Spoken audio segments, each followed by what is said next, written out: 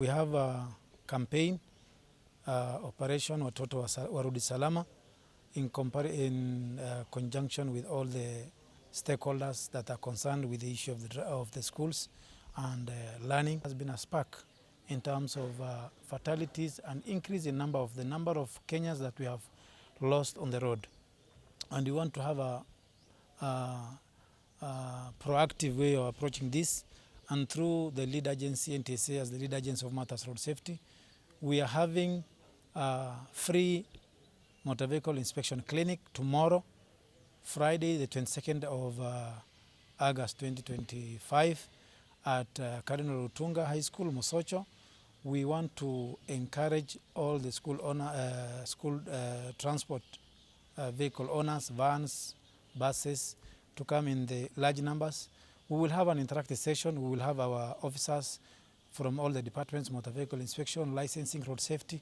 We will have an interactive session with the drivers and also the bus owners, so that we can guide them on the basic road safety preparedness as we embark on back to school.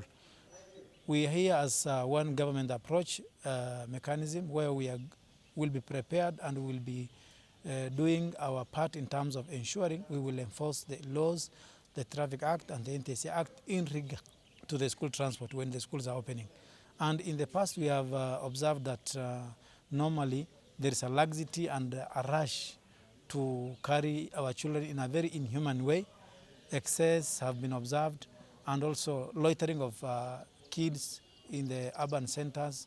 And we have also recorded incidences and upsurge of unroadworthy and unlicensed vehicles carrying school children, especially private vehicles and also vans that have not met the threshold in terms of roadworthiness. So we want to urge all the players, because road safety is a shared responsibility and all of us, we have a stake. Number one, please, all those who will be able to get this information to come in big number tomorrow at Mosocho grounds, so that we can have an interactive session on matters road safety. Secondly, we will be ready on our part in collaboration with the police and also the Ministry of Education to be proactive and to ensure that we also liaise with the PSV operators leadership through the County Transport and Safety Committee, which is an organ within the county where we'll be able to emphasize. But nevertheless, we always propagate the message that road safety is a shared responsibility, and let's all of us have a positive approach in terms of the road use.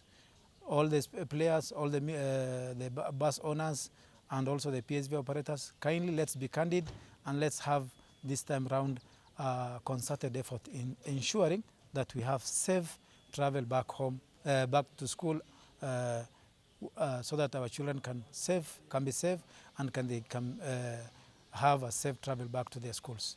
I want to appreciate the effort that is made by the people in charge of the road safety in our republic, for the effort they have made to invite our schools to this exercise, where we want to be sure, all of us, that the means our learners, our children are going to use back to school are safe for them to use. Safety on the roads is a responsibility for all of us. It's your responsibility, also my responsibility, and we have to be proactive and ensure that we do all that pertains to us, all that we are supposed to do.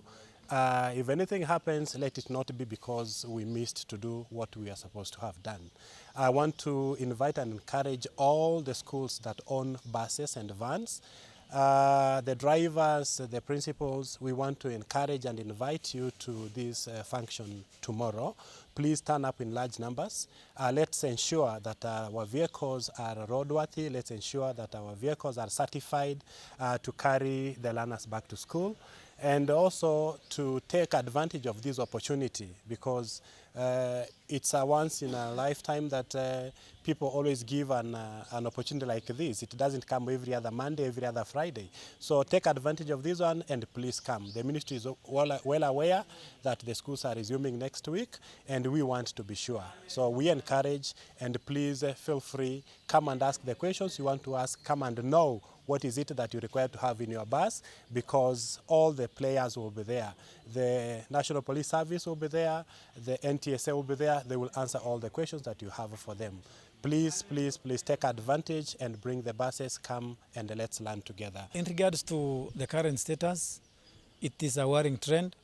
As at 10th of August 2025, from January to August, already we have recorded a total death of 2,933 Kenyans. And this is unacceptable, and road crashes is preventable. The other year, we had recorded 4,748, and if concerted and deliberate efforts are not going to be made by all stakeholders, we are going to record numbers, and we want to urge all the road users to be responsible and to take road safety as their responsibility, because all of us, we